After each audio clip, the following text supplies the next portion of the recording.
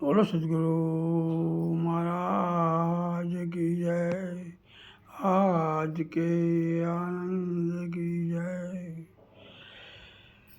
वे बिना वृक्ष का वृक्ष है, बिन धन नहीं अंकुर, बिना पानी का रंग है वहाँ जीव का मूल। अपार लीला नाम की नामे पामे धाम, नाम जाण्यो जने મળ્યા સુંદર શામ। મૂળ શબ્દના ભેજી ઉઠે ને તીણી આવી બોલે, સૂર્યમંડળ શબ્દ का वासा ने खोड़ताल साधु खोले। कहित कबीर सुनो भाई साधु, सब श्वासन के श्वास में, वहाँ खोजो तो तुल मिलूँ में छीन भर की तलाश में।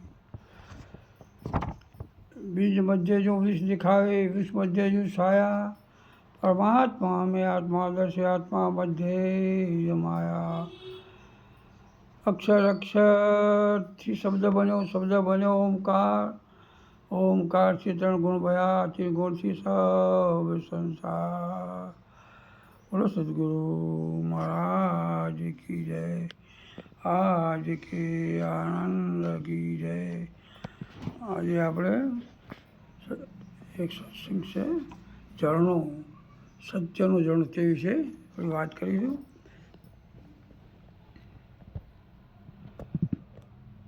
જાગ્રતથી સપનામાં અને સપનામાંથી સુષુપ્તિમાં વિજ્ઞાન સ્વરૂપ સાક્ષી મને જાણ। અંતસ્કરણરૂપી ગળામાં ચેતન અથવા ચિદરૂપનો આભાસ, અંતસ્કરણનો સાક્ષી ચિદાભાસ અને ચિદરૂપ બંને મારી સત્યાસી સર્વ હર્યા ભર્યા લાગે છે। અંતસ્કરણ વિશે ચેતન તે સાક્ષી અને તે ચિદાભાસને પ્રકાશી રહ્યું છે। ભાવાભાવથી ઇન્દ્રિયોને પણ તે જ પ્રકાશી રહ્યો છે અને તેને સાક્ષી જાણ। તમે તમામ અંતસ્કરણના સાક્ષી છો, જેવી રીતે એક જ સૂર્ય બધા લોકોને પ્રકાશી રહ્યો છે, તેમાં ક્ષેત્ર અને ક્ષેત્રજ્ઞ દેખાય છે, તે એક સાક્ષી પ્રકાશી રહ્યો છે, તે જ આખા જગતને પ્રકાશી કરી રહ્યો છે। તેમ અખંડ એક જ સાક્ષી સર્વને પ્રકાશ કરી રહ્યો છે। હું સાક્ષી ચિહ્ન માત્ર છું એટલે ચૈતન્ય મારો ઇજારો છે। સૂર્યનો પ્રકાશ સર્વમાં સફળ રહ્યો છે, પણ જમીન પર એક દર્પણનો ટુકડો પડેલ છે, તેના પર સૂર્યનો પ્રકાશ પડતા તે દર્પણનો આભાસ દિવાલ પર પ્રકાશનું પ્રતિબિંબ પડે છે। તેમ સૂર્યના પ્રકાશની માફક મારા અખંડ સાક્ષી સ્વરૂપમાં સર્વચેતનના સાક્ષી છે। હું અસંગ છું, હું શુદ્ધ છું, વિજ્ઞાત છું। સાક્ષીનો આભાસ અંતર પર પડે છે, તેનાથી સર્વવૃત્તિઓ તેમનું કાર્ય કરે છે। તમે તમામ અંતસ્કરણના સાક્ષી છો। અંતસ્કરણમાં પડતા સાક્ષીનો આભાસ તે જ જીવ। અંતસ્કરણમાં પડતા આભાસનું જન્મ મરણ છે। સાક્ષીના પડતા અંતસ્કરણના વિશેષ પ્રકાશ તે જીવ તરીકે જગત જાણે છે। જાગ્રત દેખાઈ રહ્યું છે, પણ તે દેખાતો નથી, જેનો બધામાં અભાવ નથી થતો, તે ચિહ્ન માત્ર એટલે જાગ્રતકાર, સપનકાર, સુષુપ્તિકાર અને ઈશ્વરકાર, તે ચિહ્ન માત્ર સાક્ષી છે। જો તું તારા દેહથી અથવા તારા કુટુંબથી અલગ થઈને તારો ધંધો છોડી, દેહભાવ છોડી દે વિરામ પામી જાય, તેને હું સુખી કરી દઈશ। માટે તું આ ત્રણને છોડી દે, મારા શરણે આવી જા। એ પ્રિય, તમે મારું માની દે, મારો ધંધો, મારી જાતિ, પ્રતિષ્ઠા ને અહંકાર વકીલ મૂકી તું તારામાં સ્થિર થા। શરીર તો દેખાય છે, પણ હું બ્રાહ્મણપણું જણાતું નથી, ક્ષત્રિયપણું જણાતું નથી, અહંકાર પણ જણાતો નથી, પણ તેનાથી સર્વકર્મ ઊભા થયા છે। આ બધાથી તારા સ્વરૂપને જુદું કરી લે ને પોતાના સત્ય ચિત્તાનંદ મુક્ત જાણી લે। સ્થૂલ સૂક્ષ્મ કારણ, મહાકારણ, પરમ કારણ। તો પરમ કારણનું જ્ઞાન શુદ્ધ સ્વરૂપ છે। મહાકારણ ભાવાભાવ કારણ એટલે કે ઈચ્છા, સૂક્ષ્મમાં વાસના, હું પણ એટલે સ્થૂળ ભોગવટો છે। એ પ્રિય, તું એક આત્મામાં સ્થિર થઈ જા તો વિશ્રામ પામી જા, એટલે સર્વકર્તૃત્વ, ભોક્તૃત્વ, કલ્પનાને અધ્યાસપણાથી નિવૃત્ત થઈ જા. તેથી ભ્રમણાઓની નિવૃત્તિ, આશ્રમ, વરણ, જાતિ, સંબંધ, હું ને મારું તે કલ્પનાઓથી નિવૃત્ત કરી લે. માનતાઓ તોડવાની છે. જો જેવી માનતા કરશો તેવા જ તમે થશો. માટે ખોટી કલ્પનાઓ છોડી દો. કશું બનવાનું નથી, હું કંઈ જ નથી તેવા દાસ સ્વભાવમાં આવી જાઓ. માત્ર પોતાની નિજ ઓળખાણ કરવાની છે. તમે મુક્ત, શુદ્ધ, બુદ્ધ, નિત્ય, અખંડ, અસંગ નિજ સ્વરૂપ છો. જાગ્રતમાં આભાસ છે, સપનામાં પણ આભાસ છે, ને સુષુપ્તિમાં પણ આભાસ જ છે, ને તુરિયામાં પણ તે જ છે. આ સર્વ આભાસથી થઈ રહ્યું છે. તે છોડી તું તારા ચેતન આત્મ સ્વરૂપમાં આવી જા. મેં હું સ્વરૂપમાં શાંત થઈ જાય. એટલે સર્વ આપોઆપ છૂટી જશે. છોડવાનું નહીં પડે. શું છે? છોડવું નહીં પડે. પછી નિજ સ્વરૂપમાં કાંઈ જ કરવાપણું અથવા ભોગતાપણું છે જ નહીં. સર્વ પ્રકૃતિના સંયોગે થઈ રહ્યું છે.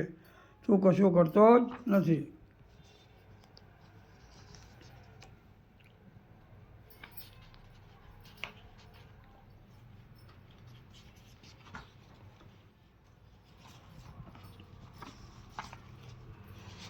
અલખ નિરંજન અષ્ટાપ્રકૃતિમાં સ્વયં બ્રહ્મ પ્રકાશી રહ્યો છે. સ્વપ્નનું આવરણ ભંગ અને જાગ્રતનું આવરણ ભંગ છતાં જે ઉત્તમ દશાનો અધિકાર છે તેનાથી બોલાઈ રહ્યું છે. કારણ કે આ સત્તાપતિ એટલે કે ચોથી ભૂમિકામાંથી બોલે છે. આવરણ ભંગ થયા પછી પણ આભાસમાં જ્ઞાનનો ઉલ્લાસ છે. જ્ઞાન થતાં જ તેમના ઉદ્ગારો છે. આશ્ચર્ય છે. જેમ માખણમાંથી ઘી બનાવતા માખણમાં ચરચર અવાજ આવે છે અને ઘી તૈયાર થયા પછી ઘી ઉપર તરી આવે છે અને ચીટું નીચે ચોંટી રહે છે. અને ઘી તૈયાર થયા પછી અવાજ ના આવે, પણ ઘીમાં પૂરી નાખતા ઘી અવાજ કરે છે. પણ પૂરી તળાઈ ગયા પછી બંને મૌન થઈ જાય છે. એમ ચોથી ભૂમિકામાં સાધકને જ્ઞાન થતાં ઉલ્લાસમાં તેનાથી બોલી જવાય છે. કારણ કે સંપૂર્ણ અનુભવ થયો નથી. જેમ ઘીમાં પૂરી તળાઈ ગયા પછી એટલે કે જ્ઞાન થયા પછી સંપૂર્ણ બ્રહ્મ સ્થિતિ આવતા સદગુરુ પોતે પોતાની મસ્તીમાં રહે છે. આ સદગુરુની ભૂમિકા છે. સપનામાં જાગ્યા પછી સપનાનું આવેલ યાદ રહે છે, કારણ કે જ્ઞાન થયું છે, પણ બ્રહ્મ સ્થિતિ આવી નથી. જ્યારે બ્રહ્મ સ્થિતિ આવશે એટલે સપના જ બંધ થઈ જશે. સુષુપ્તિમાં જાગી જાય છે તેને જગતના સંસ્કાર ઉદ્ભવે છે. કારણ કે સાધકની ચોથી ભૂમિકા છે. હજી બ્રહ્મ સ્થિતિ આવી નથી. બ્રહ્મ સ્થિતિ આવતા જ એક ખાલીદમ બ્રહ્મ અનાદિ આવરણ છે તે જલ્દી ભંગ થતું નથી.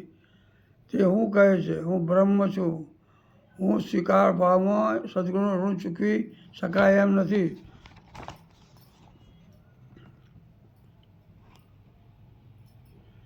જો પૂર્ણ ભાવ અને પ્રેમથી સદગુરુની દયા, કૃપા અને કરુણા ઉતરે તો તે દાસ ભાવમાં પોતાની બ્રહ્મદશામાં આનંદમાં સર્વને પોતાના સ્વરૂપ જોવે છે. જેમ ધન્ય ગુરુ દેવા, ધન્ય ગુરુ દાતા, મારા ગુરુજી શબ્દ સુણાયો. શબ્દ સુણતા મસ્ત મેરા, મને સદગુરુએ અલગ પુરુષ ઓળખાયો. ખાલરે ઉતરાવું તારા શરીર તળીને સોનેરી રંગ ચડાવું. જોડાડે સિવાય મારા ગુરુજીને પહેરાવું તોય ગણાવગણ કેમ થાય. આવો સદગુરુનો ઉપકાર સાધક પર છે.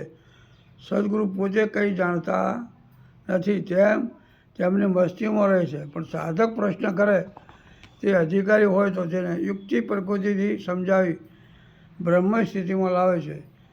તેમણે ઘણા પૂર્વના અનુભવો કરેલા છે. તે કંઈ પણ લેતા નથી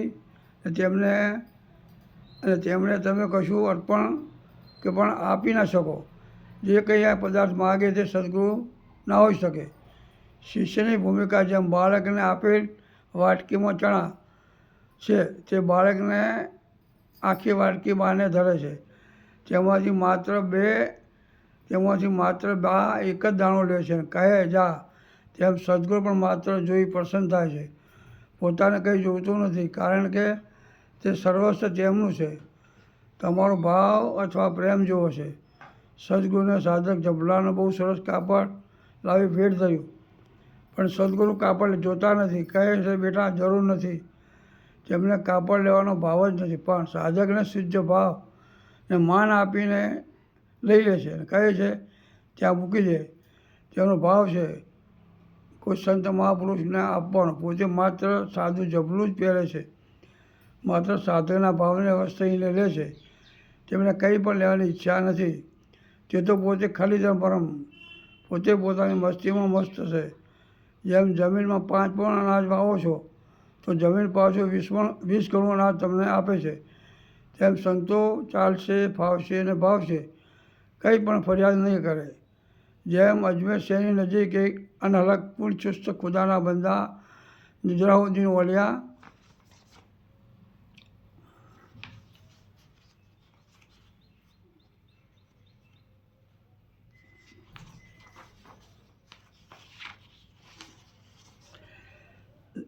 નિઝામુદ્દીન ઓલિયાની ઝૂંપડી છે. તેમની જોડે જે કંઈ પણ ભેટ સોગાદ આવે છે તે અહીં આવેલા જરૂરિયાતમંદને આપી દે છે.